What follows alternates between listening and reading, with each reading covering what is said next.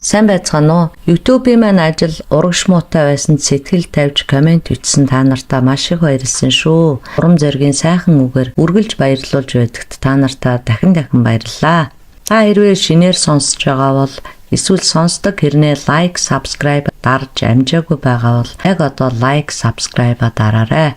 Энэ удаа би та бүхэндээ одоогоос 15 жилийн өмнө буюу 2008 онд болсон нэгэн явдлын талаар ярихаар бэлтгэлээ. Бадма гэдэг эмэгтэй 1965 онд Говьолтой аймагт төрсөн бөгөөд хичээл сурлагаараа үеийнхэн дундаа маллайлдаг сурагч байсан болохоор 10 дугаар ангиа төгсөөд Зөвлөлт холбоот улсын МГУ буюу Ломоносовын нэрмжит их сургуулийн хим технологийн ангид орж суралцаад 1987 онд Монголдо ирж арьс ширний үйлдвэрт технологийн инженерээр ажилд оржээ. Тэрээр Зөвлөлт холбоот улсад сурч байхдаа нэг Этиоп залуутай үерхэж байсан боловч тэр үед тэдний үерхлийг дэмжих нийгмийн нөхцөл байдалч байсангүй. Учир нь Этиоп залуу нь хар арьстан бас 3 дахь орны хүн байсан болохоор хоёр өөр нийгмийн байгуулалттай дээрэс нь хоёулаа ядуу буурай орны иргэд байсан учраас тэдэнд цааш хамт амьдрах ямар ч ирээдүй байгаагүй. Ингээд сургуулиуд төгсөөд хоёулаа нутагтаа ботсон байна. Тухайн үед гадаадад ихтэй сургууль төгсөж ирсэн өндөр мэргэжлийн боловсон хүчнүүдийг дэмжих зорилгоор улсаас орон сууц олгодог байсан болохоор Бадмаг үйлдвэртээ хагас жил ажилласны дараа 13 дугаар хороолт 2 өрөө байр улсаас өгчээ. Үйлдвэрт нь хамт ажиллаж байсан Бих Бат гэх өндөр царайлаг нүд хөмсг болсон ганц бие залгуулж эхлэхэд Бадмаач дуртай байж Бадма бол хэдийгээр гадаадад төгссөн тэр бүхэндээ өндөр мэдлэгтэй бүсгүй боловч намхан нуруутай махлаг биетэй ер нь бол нэг сайхан бүсгүйн тоонд багтахаар бүсгүй биш байж л дээ. Мэдээж олон хүүхнүүдтэй газар болохоор хизээний хүү хөмсг зантай Бихийг гэр орноор нь орж гарч бараг хөргөн орох шахажсэн цэхийн дарга чулууны охиноос салж Бадмаатай шууд л үерхэх болсонд олон хүн дургуйцсан жиг хийж байсан. Гэвч Бихээч тэр Бадмаач тэр хүмүүсийн ярилцлагыг хэн нэг тоосонгүй. Бадмаа бол дотроо мэдээж царайлаг сайхан залуу өөрт нь сэтгэл алдаж байгаад баяртай байв. Үүний бодлоор бол хэдийгээр өөрөө царай зүс таархан ч гэсэн өндөр мэдлэг боловсралтай болсон хүнд энэ зэргийн сайхан залуу таарч байгаа нь хорвоогоос өөрт нь эрхэл ёстой байсан сайхан хүртгэл ёстой байсан биелэг гэж боддог байж. Нэгэсэндээ одоо өөртөө жоохон эрдсэн юм шиг байгаа юм л да. Тэд нэг жилийн дараа албан ёсоор гэрлэж гэрэл хэслийн ордонд хурим найраа хийжээ. Удалгүй нэг хүү нэг охин төрж дөрвүүлээ 2 өрөө байранд аз жаргалтай амьдарч байв. Анхандаа Бихээ Бадмаатай сууж байхдаа түүнийг юу л хэлнэ өгөнд нь ордог эхнэрийнхээ санаа бодлыг дэмждэг чухмал дуулууртай сайн. Гэвч хоёулаа хамт амьдраад 2 дахь хүүхдээ гарснаас хойш Бих Батын дээрлэхүү өөртөө бардсан бардам зан нь маш ихээр илэрдэг болж юм бол би мэдж байна чи дуугаа бай хүний эхнэр шиг бай би айлын эр хүн би бүгдийг мэдэх ёстой гих мэтэр дээрэнгүй харьцдаг болсон. Мэдээж үүнд нь Бадмагийн дургүй хурж хаяа хил үг зөрж муудалцах боловч тэрнээс болж бөө юм болдог байсан болохоор Бадмаач сүлдээ төвөгшөөгöd тэгсхийгээл амын дагуулад өнгөрөөдөг. Ууралж хэрэлдгээрээ Бихээ би чам шиг юм бах мэлхий шиг хүүхнийг тоож суухчгүйсэн. Үйлдвэрт ороод 40 жил болоод байр сууцанд орж чадаагүй хавчигдаад л айл-айлын хажуу өрөө царай алдаж явхаар хань ижилтэй болоод өөрийн гэсэн байр сууцтай гэр оронтой болъё гэж бодоод чамтаа суусан. Чи одоо надаас салуулсаал энэ байр угаасаа өрхийн тэргүүний нэр дээр байгаа. 2 хүүхдээ чирээд явах газар байвал явна л үз гэх мэтчлээ хэлдэг байсан гинэ. Тэр үед нь Бадмаа за ууранда багтраал амныхаа зоргоор л донгосч байгаа үз гэж бодоод өнгөрөөчдөг байсан. 1991 оны нэг орой Бадмааг ажилласаа хүрээд иртэл тэдний 18-9 настай нэг охин байж байгаа юм. Тэр нөгөө охинд чинь Бихээ хоолцоо ээж өгөө дайл цайлаад сүйд байна гинэ. Бихээ ихнэртэй цэхэл чинээр орсон хүүхэд байгаамаа. Манай нутгийн өмнө говийн хүүхэд байх газар байхгүйг нь төр зур манай нэг өрөөнд бай гэд хэлчлээ. Байхгүйд 2 хүүхэд хараад чи өтөрт нэмэр болно гээл шууд нөгөө охины дэргэд ихнэртэй тулгсан учраас Бадмаач таньж мэдгүй хүнийг гэртээ суулгахад хэдийгээр дотроо дургүй байсан ч гэсэн хүний хажууд ийм тиймгээд байж чадсангүй. Яахав хэсэг хардсны хэрвээ болохгүй бол өөр байх газараа олоод гарна үз гэж бодож байсан байна. Цэцгээ гих тэр охиныг гэрт нь байх болсноос хойш Бихээгийн айрцсан хайлсан дуулга мэт мэлтэгнээд л чухам таатай байх юм гинэ. Нөгөө охин човц сунар муутай болохоор Бадмаа Оросд сурч байхдаа авч исэн гой чамин хувцс цүнх гутал гэл байдаг юмаа цэцгээд илүүчилж өгдөг болов. Цэцгээч гэрт нь амьдраад 2 хүүхдийг нь харж хандаад байж байдаг байлаа. Хэдэн сарын дараа цэцгээ жирэмсэн болсон харагдав. Бадмаач тэр үед ажил ихтэй үйлдвэр нь хувьд гарна, хувьчилд орно гэд дээр дооргүй бөөн бужигнаан болж байсан болохоор зав чөлөө муутай гэр орноороо ч орж гарах нь бага байсан болохоор юр анзаарахгүй явсан байна. Ингээд санамсаргүй нэг өдөр цэцгээгийн жирэмсэн болсныг хараад за хар хүнтэй болж байгаа юм байлгүй ашгүй өрх тусгаарлах нь дээ гэж бодож итэл нэг орой хаалга гаднаас нь түлхүүрдээд ороод иртэл 2 хүүхэд нь том өрөөндөө нус нулимстайгаа холилдоод баахан уйлж бахирч байгаад унтсан бололтой. Ундуу сундуу хоёулаа газраар унтаж байх юм гинэ. Бадмаа бүр гайхаад бихийг дуудтал ихээ удаж цэцгээгийн өрөөнөөс төрсөгтэйгээ гарч ирсэн байна. Бадмаач бүр гайхаад чи наад хүүхдүүдэд оронд нь оруулж унтуулахгүй цэцгээгийн өрөөнд юу хийж байгаа юм бэ гэл юм болж л те. Тэгтэл бихээ чийл болоод өдөө болтол мэдэхгүй байж гин нөхрөө хайхрахгүй явсан хүн хохин би цэцгээтэй суух гэж байгаа чи наад хүүхдүүдэд өөрөө харж бид 2 хүүхэд асрагч биш. Цэцгээ удахгүй төрөх гэж байгаа учраас би хажууд нь хань болоод тэндээ унтна. Чи битгий хашгичаад бай гэж загинсан байна.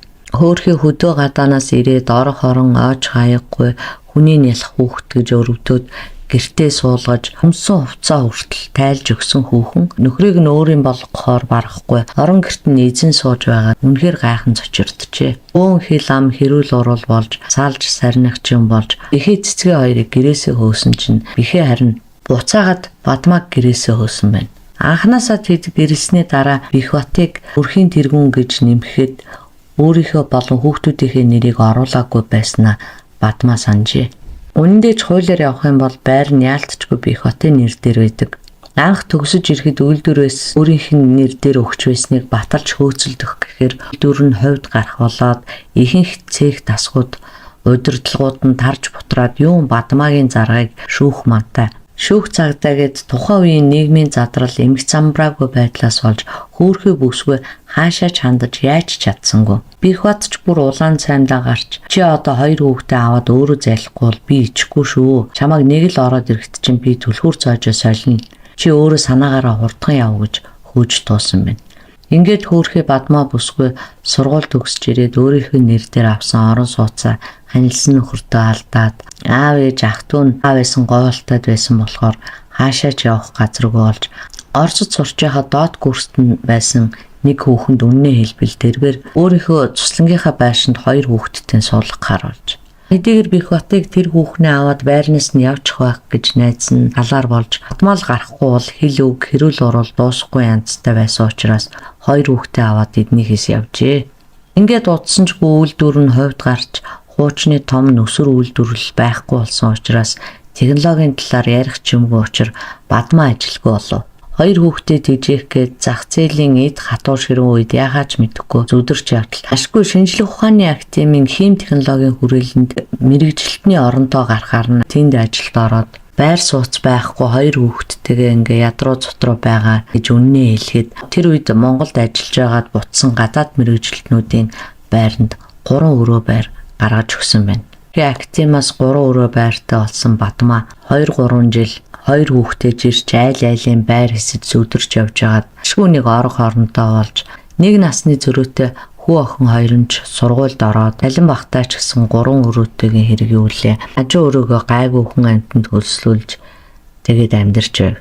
Тэгж байтал нэг бүтэн сайн өдөр 2 хүүхдээ дагуулад хичээлийн бэлтгэлийг хийх гэж яваад санамсаргүй Бихбаттай таарлцгааж гинэ. Бихбат тэгтэл царай зүс хувц сунар муутай бүр нэг амиа яа амтын явж байв.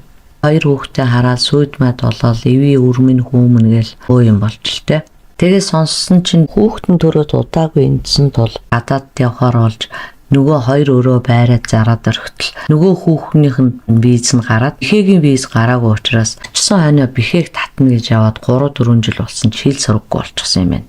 Анхнаасаа виз гаргаж өгсөн хүн тэр хүүхний хамаатан байсан болохоор намайг санаатай ойлготлаа. Би гэдэг хүн та агуурыгаа мөн ч их айлаа ашгүй нэг ингэж уулзах гэж хоосон ч байсан хоолтой ч байсан ам бүлээрээ эсэм минд байцгаая гэж ирээл сэтгэлийн уяртал ярьсан гинэ. Бадмаач бодож гин хөөрхий амтан ямар омглон хүмблээд ийм үг хэлээд явахыг бодоход үнэхээр л их зүдэрчтэй. Одоо ирэхш ухаан суугаа байлгүй сайн ч муу ч 2 хүүхдийн маань эцэг юм үүдэн татаад авъя гэж шийдээд гэртээ дагуулж ирээд тэрнээс хойш ингээд хамт амьдарцгаасан. Ингээд дөрвөлээ 2 жил амьдраад байж идэл тэр үед Бадмагийн цалин жоохон тааруу цаашид аж төрөхөд нэлээд хүнд болоод байтал 1999 онд бихээ нэг өдөр бас нэг хүүхэн дагуулад ирж гинэ. Энэ хүүхний нөхөр нь Солонгосын виз гаргадаг юм байна. Надад 3 сая төгрөг байвал би визэнд ороод Солонгос яваад 2-3 жил ажил хийгээд ирье гэж Бадмаг ятгаж гарчээ. Бадмаач за чи ер нь ийм хүүхэн шуухантай орооцолтоод ирэхээрээ л худлаа болдог шүү. Чи зүгээр ажилгүй ч гэсэн гэртээ сууж вэ. Гэтэл бихээ өдөр шөнөгүй хоргоож аргацаар агаад нөгөөх 3 өрөө байрыг 5 сая төгрөгөөр заруулаад эхнэр 2 хүүхэдтэй хөлсний байранд үлдээгээд зах дээр 8 хийж амиа торгоож игээд 200 мянган төгрөг үлдээгээд өөрөө Солонгос руу яваад өгсөн. Ингээд явахдаа бихээ би очиод л одоо мөнгө хийж агаад чамааг татна. Тэгээ хоёулаа тэнд ажиллая.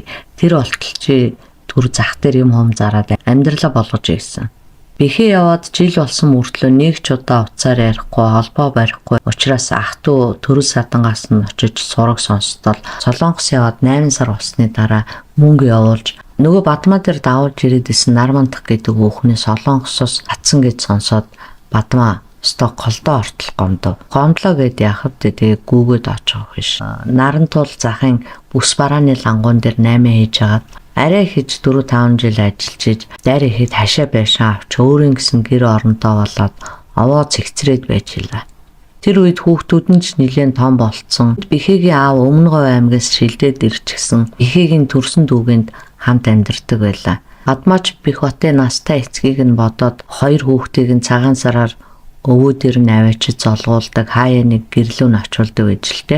Бихэг Солонгос явснаас хойш яг 6 жил болох гэж байтал амрын нэг орой Бадмаа зах дээр зогссоор байгаад аарч хөрөөд гэртээ ирдэл нөгөө мө байшин им тарианы үнэр дүүрчсэн шимээ шууган хитцсэн байна гинэ. Тэгэхээр нь орол ийшээ тийшээ харсан чинь өөрийнх нь орон дээр нэг хүн хүнжилт болттой хөвтөж.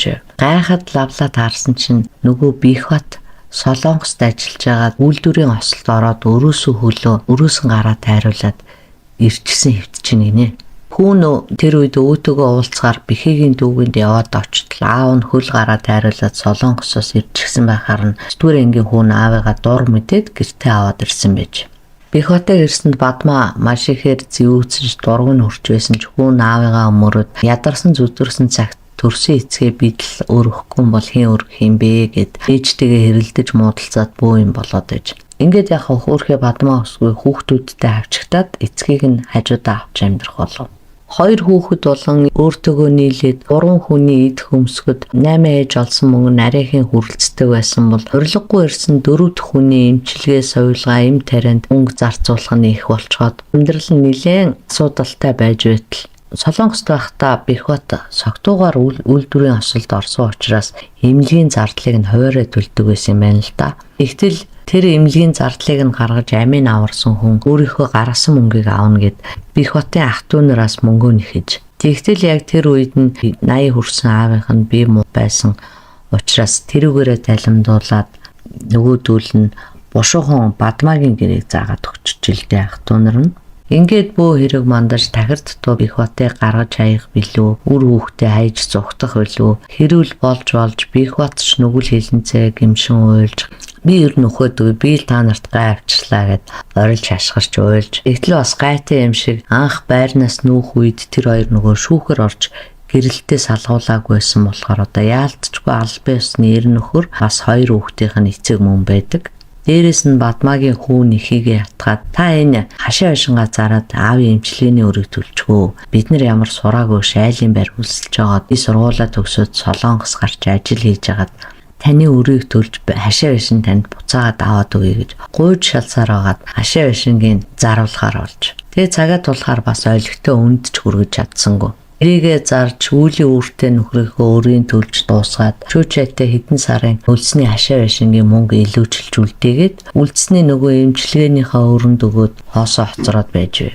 Тэгтэл Бихват зүгээр ч нэг хүл гарн тасраад салахгүй санаа сэтгэлээс нь ч болсон юм уу дотоороо шархан идэж харсаар байтал өхүүлтэй биш. Зах дээр зогсож олсон хэдэн төгрөгөө эмчилгээнд нөөхч өөрсдөө ид хуух түлэн үүрсгэсээр хагаад бараагаа ч авч чадахгүй. Ингэсээр байгаад Бадмаа 5 буудал тонь ямааны толгой зардаг 8 ээж өдөр хоногийг өнгөрөөдөг болсон.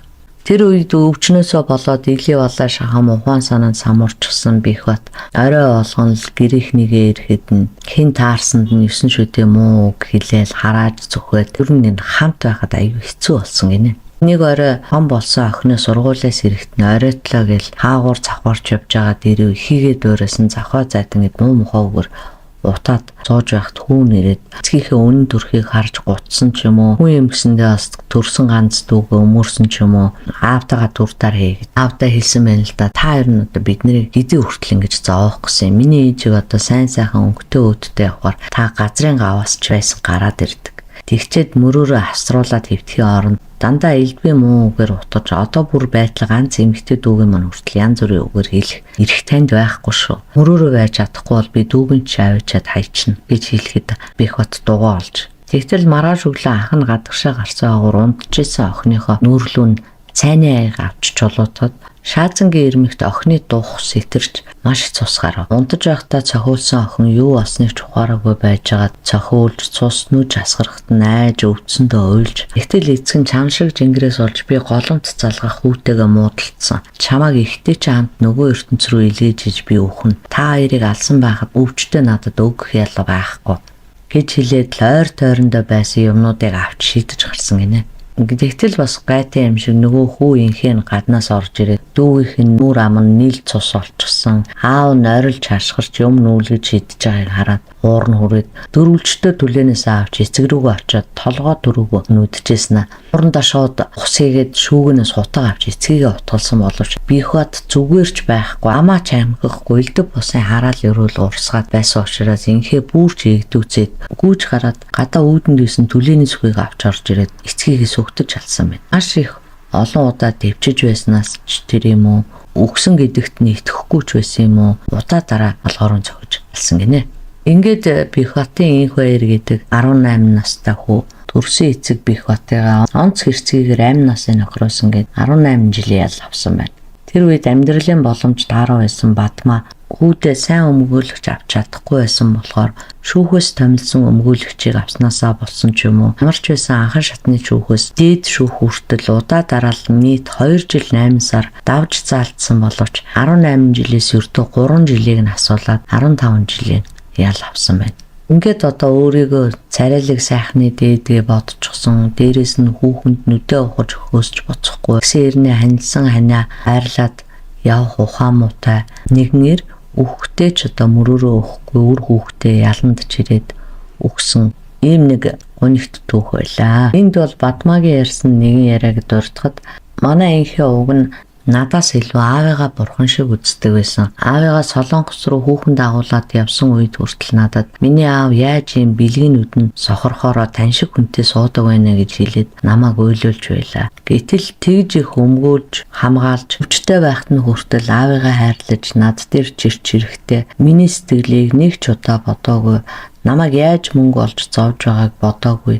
Ээжигээ огт хайрлаагүй штэ. Тэгсэн мөртлөө тэгж их хайрлсан эцгийнхээ аминд хүрчих юм да. Хүүгийнхээ гарт ухах нь Бихбат инхээ хоёрын үүлийн үрийн барилдлага байсан юм байх та хэмээн ярьж байсан байна. Нэрэж одоо юу гэлтэй вүлээ? Хэлэхэд ч хэцүү. Та бүхэн үнийг өөр өөрийн санаагаар тунгаах үзье.